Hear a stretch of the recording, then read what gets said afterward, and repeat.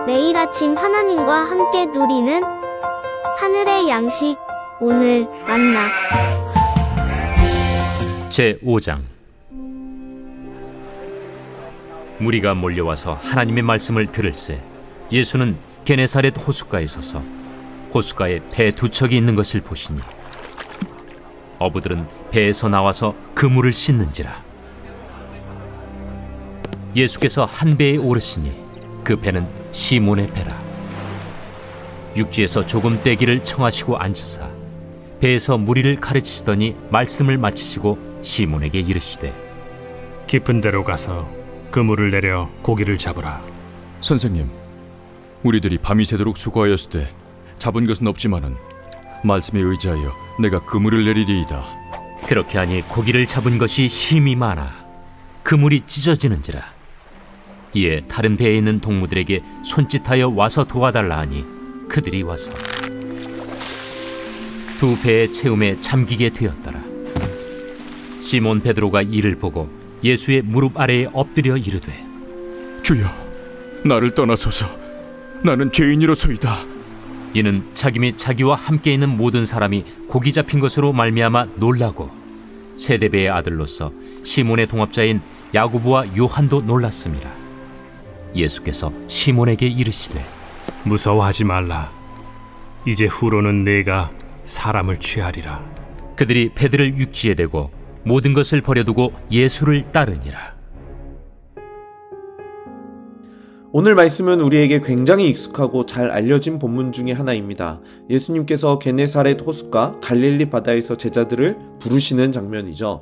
2절에 보면 호숫가에 배 두 척이 있는 것을 보시니 어부들은 배에서 나와서 그물을 씻는지라라고 이야기합니다. 사실 여기서 그물을 씻고 있었다라는 이 표현 자체가 모든 조업이 끝나고 정리하고 있다라는 의미일 겁니다.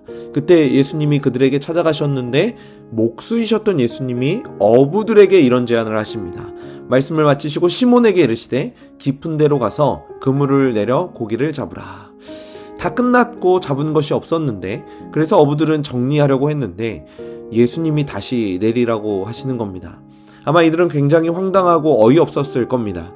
사실 우리에게도 내가 잘하고 있는 것들이 다른 것을 수용하지 못하게 만들 수 있죠. 나는 평생 고기만 잡아온 어부인데 웬 목수가 와서 혼수를 두니까 그 말에 어떻게 순종할 수 있겠습니까? 그런데 그 어부들이 그렇게 합니다.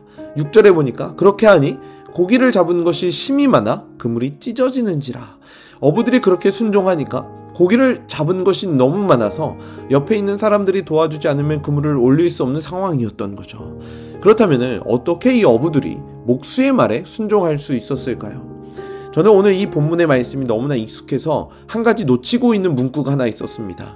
원래 이 말씀을 기본적으로 묵상할 때는 예수님이 힘든 어부들을 찾아가셨고 그물을 다시 내리라고 했고 제자들이 순종했다. 사실 이 정도였는데 이 모든 일이 있기 전에 이런 일이 있었다라는 겁니다. 3절인데요. 예수께서 한 배에 오르시니 그 배는 시몬의 배라. 육지에서 조금 떼기를 청하시고 앉으사 배에서 무리를 가르치시더니, 바로 그 전에 배에서 무리를 가르치셨다라는 겁니다. 사실 말씀을 읽을 때 이 표현이 자연스럽게 읽고 지나간 부분이었었는데 이 문구가 굉장히 마음에 깊이 머물렀습니다.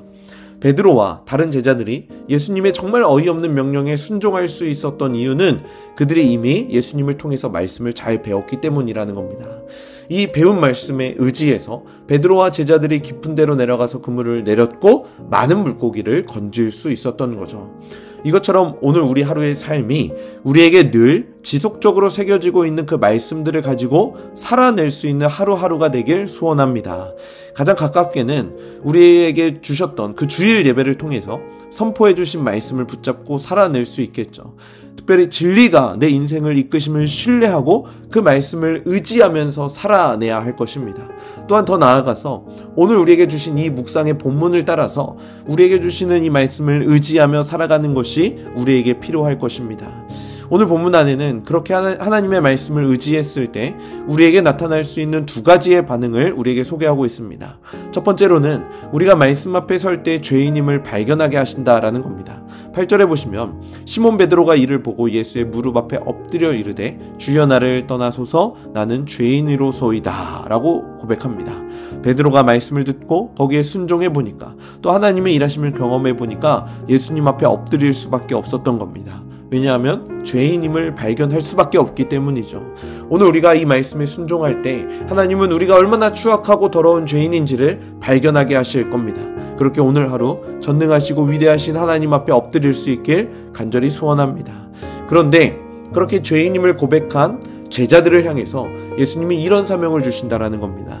10절인데요. 세베대의 아들로서 시몬의 동업자인 야고보와 요한도 놀랐음이라 예수께서 시몬에게 이르시되 무서워하지 말라 이제 후로는 내가 사람을 취하리라 하시니 물고기 많이 잡은 기적으로 놀라지 말고 무서워하지 말고 앞으로 너희가 사람을 취하는 어부가 되어야 한다라는 것이었습니다. 여기서 취하리라라는 이 말씀은 생포한다라는 의미가 있습니다. 생명을 보존시키는 거죠.